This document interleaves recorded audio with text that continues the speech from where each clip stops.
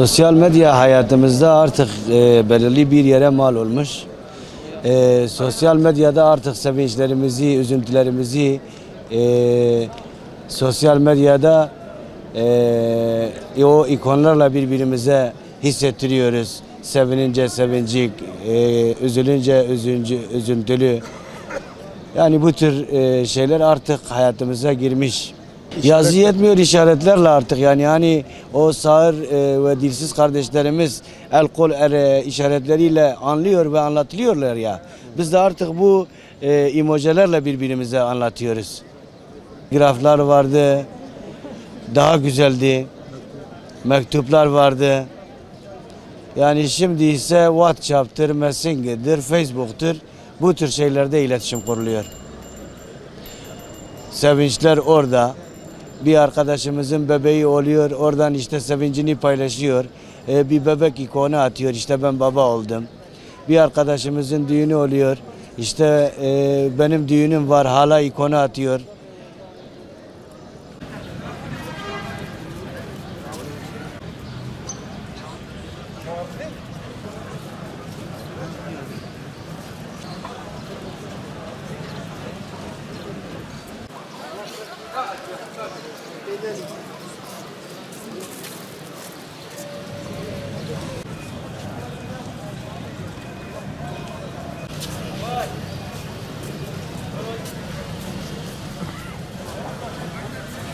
Ve şimdi normalde bir mesaj geldiğinde biz artık bu emojilerle biz cevap veriyoruz. Mesela kızdığımızda hani bir simge var, onu gönderiyoruz. Sevincimizde onu gönderiyoruz. Yani artık mesaj kullanmıyoruz.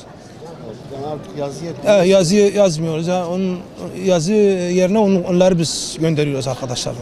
Daha iyidir, teknoloji ilerledi, yani daha iyidir. Bizim için yani biraz kolaylaştı sosyal medya için, yani daha iyidir diye düşünüyorum. Türkiye'de teknoloji gelişmiş. Biz simgeyle artık çalışıyoruz. Yani bir şey dediğimiz zaman gülecekle simgeyle yolluyoruz. Mesela kızdığımız zaman gene simgeyle kullanıyoruz. Yani artık öyle bir şey olmuş ki teknoloji gelişmiş ki çok şükür. Yani daha da ileriye gitse daha da büyük şeyler olur yani. Şu an mesela Kızıltepe'de ya da Türkiye'de her yerde simgeyle çok kişi WhatsApp'ta, Instagram'da, Facebook'ta bütün herkes simgeyle konuşuyor. Facebook, Instagram, WhatsApp üzerinden kullanıyorum. Gönderiler paylaşıyorum insanların beni görmesi için. Genelde böyle kullanıyorum yani. Mesajlaşma nasıl yapıyorsunuz? Mesajlaşma önceden yazıylaydı yani. Şimdilik ise duygularımı emojilerle ifade ediyorum. Emoji kullanırken insanlar kendilerini daha iyi ifade edebiliyor. En çok emojileri kullanıyoruz, yazıyı artık kullanmamaya başladık. Hatta ben artık hiç kullanmıyorum. Genelde birkaç kelime söylüyorum, onları da kısaltma olarak söylüyorum. Tamam yerine yok diyorum mesela. Böyle şeyler söylüyorum. Dünya bu jabudi dünya. Dünya var katiye yani tak tak tak tak. Demişti yani bedava yekte peşan ve tak. Libin gözüt karen. Makine be insan be yani dünya katiye yani. Be dünya bu jabudi do. Ne var ya?